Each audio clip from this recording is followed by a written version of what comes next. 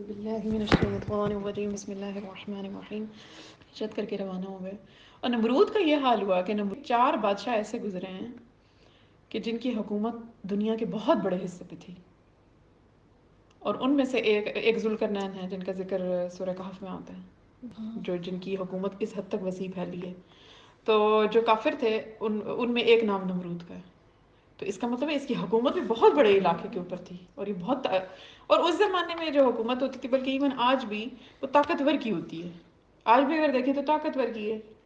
تو اس زمانے میں اس کا مطلب ہے کہ اس کے پاس طاقت بھی بہت تھی، اس کے پاس فوج بھی بہت زیادہ تھی. لیکن اتنی فوج والے کے سامنے ڈٹ جانا کوئی مذاق بات نہیں ہے. اب ان کا معاملہ تو یہ ہو گیا کہ یہ ہجرت کی تیاری کر کے روانہ ہو رہے ہیں، اور ادھر سے نمرود کے ساتھ اللہ تعالیٰ نے، کہ کیونکہ اللہ کے پیغمبر کے ساتھ جب کوئی اس طرح کی زیادتی کرتا ہے اور جب ظالم انسان ہو، اللہ بھی پھر اس کو چھوڑتے نہیں ہیں. ایسے لوگوں کا انجام بہت ہی برا ہوتا ہے. نمرود کے اوپر اللہ تعالیٰ نے مچھروں کی ایک فوج بھیجی، کیونکہ اس کو گھمنڈ تھا کہ میری فوج سے مقابلہ کوئی نہیں کر سکتا. تو اللہ تعالیٰ نے مچھروں کی ایک فوج بھیجی، اور کہتے ہیں اتنے زیادہ مچھر تھے کہ سورج کی روشنی چھپ گئی تھی دن کے ٹائم، اور اندھیرا پھیل گیا تھا اس جگہ پر، اور لوگ چیختے پھر رہے تھے. مچھروں کا ایسا اٹیک آیا تھا، اور نمرود خود جا کے چھپ گیا تھا اپنے محل کے اندر، لیکن پھر بھی کہیں سے ایک مچھر اس کے ناک میں داخل ہوا. اور وہ مچھر ایک روایتوں کے مطابق، یہ جو ہسٹری بتاتی ہے وہ یہ بتاتی ہے کہ وہ مچھر تقریباً 100 سال اس کے ناک کے اندر رہا، اور اس کی وجہ سے یہ اتنا اذیت میں مبتلا رہا. اس نے جتنے حکیم مشہور تھے، دور دور کے ملکوں سے بھی تھے، اس نے بڑے رابطے کیے، لیکن اس مچھر کا علاج ہی نہیں ڈھونڈ سکا. اور کہتے ہیں اس حد تک یہ اذیت اور تڑپ میں رہتا تھا کہ اس کو ڈنڈوں سے مارا جاتا تھا. وہ مرواتا ہوگا نا خود کو، کیونکہ ہو سکتا ہے کوئی اس کو سکون ملتا ہو اس طرح کرنے سے، تھوڑی دیر کے لیے مچھر اریٹیٹ کرنا اس کو بند کر دیتا ہو، یا کوئی ریزن ہوتی ہوگی. تو کہتے ہیں اس کو ڈنڈوں سے پیٹا جاتا تھا، اور 100 سال تک وہ مچھر اس کے ناک میں رہا، اور آخر اسی مچھر کی وجہ سے ہی اس کی ڈیتھ ہوئی. تو یہ ہوتا ہے خدا. اور دعویٰ کیا ہے؟ خدائی کا. اللہ ہمیشہ جو غرور کا سر ہوتا ہے نا، وہ بہت ہی چھوٹی چیز سے نیچا کرتے ہیں. کیونکہ طاقت جب آپ کے پاس ہوتی ہے، وہ یہ نہیں ہے کہ آپ بہت بڑی فوج اکٹھی کر لیں تو یہ طاقت ہے.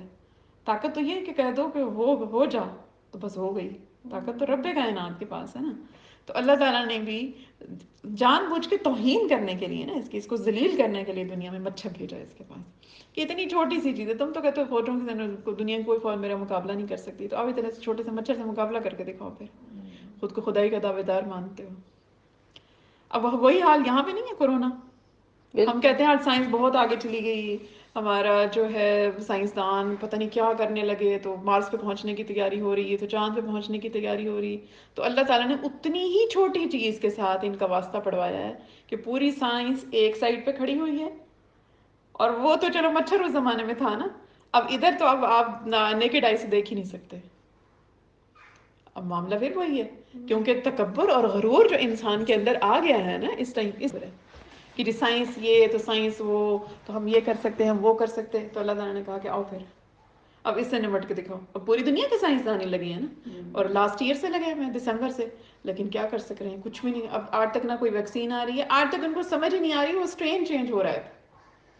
جو کووڈ-19 آیا تھا، اب اس کا میوٹیشن اس کے اندر آ گئی ہے، اس کے جو اندر ڈی این اے تھا وہ چینج ہو رہا ہے، اور اب اس کی ڈفرینٹ قسم کی اسٹرینز آ رہی ہیں جو بہت زیادہ اسٹرانگ اور سویئر قسم کے ریئیکشنز دیتی ہیں. تو یہ تو پہلی اسٹرین سے ہی اس کی نہیں بھگت سکے، تو آگے والی سے کیا یہ کمپٹیشن کریں گے؟ اس کا مطلب ہے کہ جب ابراہیم علیہ السلام کا دور تھا معاملہ، تب بھی اللہ نے ایک مچھر سے ذلیل کیا، اور آج بھی اللہ نے اس کیڑے سے ذلیل کیا جو نظر نہیں آتا، جس کو آپ آرام سے مائکروسکوپ سے بھی مشکل سے دیکھ سکیں. اب یہاں تو یہ معاملہ ہوا نمرود کے ساتھ ہوا، لیکن ادھر سے ابراہیم علیہ السلام بی بی سارہ اور لوط کے ساتھ لے کے اپنے بھتیجے کو، لوط علیہ السلام کو لے کے چلے ہیں، اور ہجرت ہو رہی ہے. کیونکہ عراق میں تھے ابراہیم علیہ السلام کی جو جائے پیدائش تھی وہ عراق تھی، بابل اور نینوا یہ سارے علاقے تھے. وہاں سے جب یہ ہجرت کے لیے چلے، پہلے زمانے میں ہجرت سفر بھی بہت لمبے لمبے تھے، تو رستے میں ان کا پڑاؤ ایک ایسی ریاست سے ہوا، یا سلطنت تھی، یا کوئی علاقہ تھا واللہ عالم، کہ جہاں کا بادشاہ جو تھا وہ مشہور تھا کہ جہاں پہ کوئی میاں بیوی کپل ہوتا تھا نا، خاص طور پہ وہ دیکھتا تھا، اور اگر کوئی عورت اس کو خوبصورت لگتی تھی وہ شوہر کو مروا دیتا تھا، اور بیوی کو جو ہے وہ اپنے پاس رکھ لیتا. تو جب ان کا گزر اس علاقے سے ہوا تو وہاں پہ اب حضرت ابراہیم علیہ السلام اور بی بی سارہ تو فوراً اس کی فوج، ظاہر ہے کہ جو زمانے میں ان کے لوگ تھے وہ اکٹھے ہو گئے، انہوں نے پکڑ کے انہوں نے کہا کہ ہم بادشاہ کے سامنے ان کو پیش کرتے ہیں، یہ کون ہے، ادھر سے کیوں گزر رہے ہیں، کیا معاملہ ہے. یہ انفارمیشن کہ یہ شوہر کو مروا دیتا ہے اور بیویوں کو زندہ رکھتا ہے، یا لوگ وہاں باتیں کر رہے ہوں گے، یا واللہ عالم کیا معاملہ ہوا ہوگا کہ ابراہیم علیہ السلام نے چپکے سے بی بی سارہ کو کہا کہ تم اس کو یہ نہ بتانا کہ تم میری بیوی ہو، اس کو کہنا کہ تم میری بہن ہو. کی نسبت سے سب بہن بھائی ہیں ایک دوسرے کے. تو جب بی بی سارہ کو پکڑ کے لے گئے جو اس کی فوج کے لوگ تھے بادشاہ کے سامنے، اور لوط علیہ السلام کو اور ابراہیم علیہ السلام کو انہوں نے پیچھے چھوڑ دیا، مطلب کہیں رکھ لیا ہوگا باہر. تو جو بی بی سارہ اور کہتے ہیں کہ دنیا کی سب سے خوبصورت ترین عورت جو تھی نا وہ اما حوا تھی. خوبصورت بہت، جس طرح اللہ تعالیٰ نے یوسف علیہ السلام مشہور ہے ہمارے پاس حسن میں، اسی طرح جو عورتوں میں سب سے زیادہ حسن اللہ نے دیا تھا وہ بی بی حوا کو دیا تھا، اما حوا کو. ظاہر ہے جو اللہ تعالیٰ نے آدم علیہ السلام کو اتنا خوبصورت تخلیق کیا، اپنے ہاتھوں سے جو تخلیق ہوئی ہے وہ اللہ تعالیٰ کی، وہ ایک ہی انسان کی ہوئی ہے.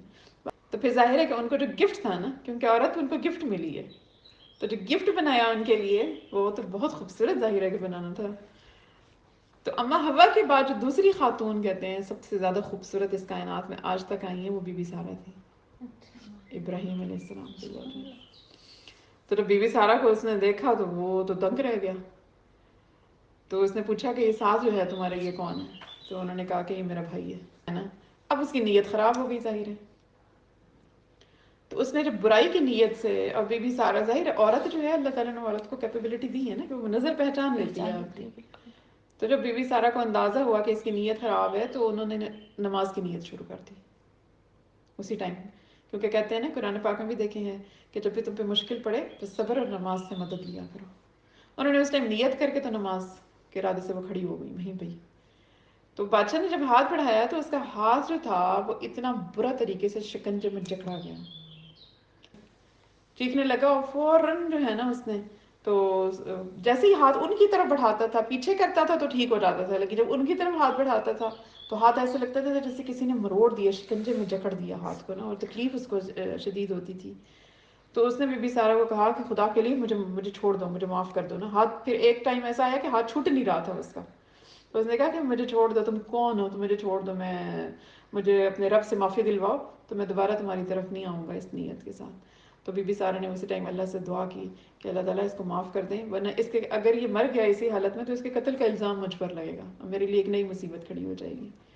اللہ تعالیٰ نے ظاہر ان کی دعا قبول و منظور فرمائی اور اس کا ہاتھ آزاد ہو گیا. کہتے جب آزاد ہو گیا تو پھر تھوڑی دیر بعد پھر اس کے اوپر شیطان سوار. تو بی بی سارہ نے پھر نماز کی دوبارہ نیت شروع کر دی. 3 مرتبہ ایسا ہوا. تیسری مرتبہ کہتے ہیں اس نے جب چھڑوایا نا، تیسری مرتبہ پھر اس نے کہا کہ مجھے چھوڑ دو، میں دوبارہ نہیں آؤں گا اس نیت سے. انہوں نے پھر دعا کی اللہ تعالیٰ اس کو چھوڑ دیں، اس کو معاف کر دیں کہ پھر میرے پر قتل کا الزام لگ جائے گا. جب تیسری دفعہ چھوٹا پھر اس کو پتہ چل گیا، اس نے کہا کہ یہ اتنا خوف آیا اس ٹائم کہ تم کس کو پکڑ کے میرے پاس لے کے آئے ہو. اور اس کے بعد اس نے پھر رہا کر دیا بی بی سارہ کو. لیکن جب اس نے چھوڑا تو اس نے ہدیے کے طور پہ تحفتاً جو ہے کی ہاجرہ کو حبا کیا بی بی سارہ کو. تو بی بی سارہ جو تھی وہ اپنے ابراہیم علیہ السلام کے پاس محل میں بادشاہ کے پاس، ابراہیم علیہ السلام اس ٹائم نماز کی نیت کر کے کھڑے ہو گئے تھے اپنے رب کے حضور دعا مانگنے کے لیے کہ میری بیوی کی حفاظت کرنا نا. تو اللہ تعالیٰ نے ان کو وہی اس ٹائم کر دی تھی، یا بلکہ کہتے ہیں کہ آنکھوں کے سامنے پردہ ہٹا دیا کہ آپ اپنی آنکھوں سے دیکھ رہے تھے کہ کس طریقے سے وہ ہاتھ بڑھاتا ہے، کس طرح اس کا ہاتھ جکڑا جاتا ہے نا. رب کے آگے کیا دیر تھی، جب رب نے آگ کے اندر ابراہیم علیہ السلام کو جنت کے نظارے دکھا دیے تو یہ تو کوئی بعید نہیں تھی. تو اس کے بعد پھر بی بی حضرت ابراہیم علیہ السلام، اب 4 لوگ ہو گئے ہجرت کے لیے نکلے. 3 لوگ تھے لیکن اب قافلہ ان کا 4 کا ہو گیا. تو 4 نکل کے جب یہ پہلے کہتے ہیں یا تو شام یا مصر، اس میں سے کسی ایک زمین پر پہنچے تو وہاں پہ قحط سالی تھی، لوگ قحط میں پڑے ہوئے تھے. تو انہوں نے پھر وہاں سے ہجرت کا قصد کیا اور شاید اس ٹائم مصر میں آئے، یا شاید پہلے مصر میں گئے تو بعد میں شام میں گئے. تو جب وہاں پہ پہنچے ہجرت کر کے، وہاں پہ انہوں نے اپنا پڑاؤ ڈالا اپنا. اب بی بی سارہ اور بی بی ہاجرہ اب یہ اکٹھے ہی رہتی تھیں، لیکن بی بی ہاجرہ جو تھی وہ باندی کے طور پر رہا کرتی تھی بی بی سارہ کی. لیکن اب اللہ تعالیٰ کی قدرت یہ تھی کہ حضرت ابراہیم علیہ السلام کی اولاد کوئی نہیں تھی، اور کہتے یہ تھے کہ بی بی سارا بانجھ ہیں، مطلب یہ پتہ چل گیا تھا کیونکہ بہت زمانہ گزر گیا، اللہ تعالیٰ نے ان کے کوئی اولاد نہیں ان کو بھی، تو یہ وہ کہتے تھے کہ بی بی سارا مشہور ہو گیا تھا کہ بانجھ ہے نا، ان میں سے کوئی اولاد نہیں ہو سکتی۔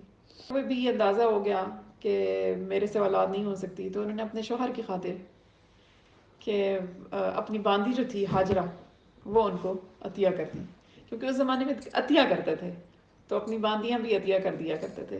اسی طرح حضرت یعقوب علیہ السلام کے جب ہم پڑھیں گے تو دیکھیں گے کہ یعقوب علیہ السلام کو بھی عطیہ کی تھی، دو زوجین تھیں، انہوں نے دونوں نے اپنی اپنی ایک ایک باندھی جو تھی وہ عطیہ کر دی۔ اماں ہاجرہ جو تھی ہماری، اب وہ بھی ظاہر ہے ان کا رتبہ بھی اب برابر ہو گیا، وہی اماں ہماری سارہ والدہ ہماری، اور وہی ہماری والدہ ہاجرہ، اب دونوں، تو اس کے بعد اللہ تعالیٰ نے ان کو اولاد عطا فرما دی، تو ان کو حضرت اسماعیل علیہ السلام ان کی کوکھ میں آئے، اور حضرت ابراہیم علیہ السلام ظاہر ہے کہ بہت خوش تھے، کیونکہ اول تو ان کی ایج کافی ہو چکی تھی، اس زمانے میں انسان کو اپنی اولاد کی امید بھی ختم ہو جاتی ہے، لیکن اس ایج میں بھی اللہ تعالیٰ نے پھر اپنے حبیب، اچھا دیکھیں ہم کہتے ہیں کہ اس بندے کے پر آزمائشیں آ رہی ہیں کہ پتہ نہیں بندہ دین سے بہت ہی دور ہے کہ اللہ نے اس کو پکڑ لیا ہے نا، کہاں اتنا بڑا ایک معاملہ ہوا ہے، کہاں آگ کا معاملہ، کہاں بتوں کے ساتھ، کہاں دنیا کے سامنے ڈٹ کے کھڑے ہو گئے، اور ایک طرف اللہ تعالیٰ اولاد نہیں دے رہے، تو دیکھیں اس زمانے میں لوگ تانے کتنے مارتے ہوں گے۔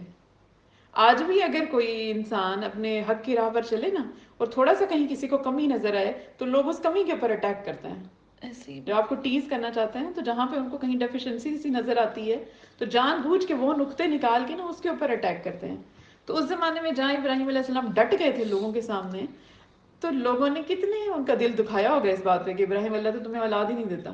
آپ صلی اللہ علیہ وآلہ وسلم جب آپ کا دور تھا اور آپ کے سارے بیٹے ایک ایک کر کے اللہ تعالیٰ نے واپس لے لیے تھے، تو اس زمانے میں آپ صلی اللہ علیہ وسلم بہت تکلیف میں اس وجہ سے بھی تھے کہ لوگ ان کو کہتے تھے کہ کیا کہ یہ تو بے نام و نشان رہ جائیں گے، کوئی ان کا وارث نہیں ہوگا، کہاں اللہ تعالیٰ نے سورۃ الکوثر عطا فرما دی، آپ دکھ نہ کیجیے، آپ غم نہ کیجیے، ہم نے آپ کو کوثر عطا کی، بے شک آپ کو دشمنی بے نام و نشان رہے گا۔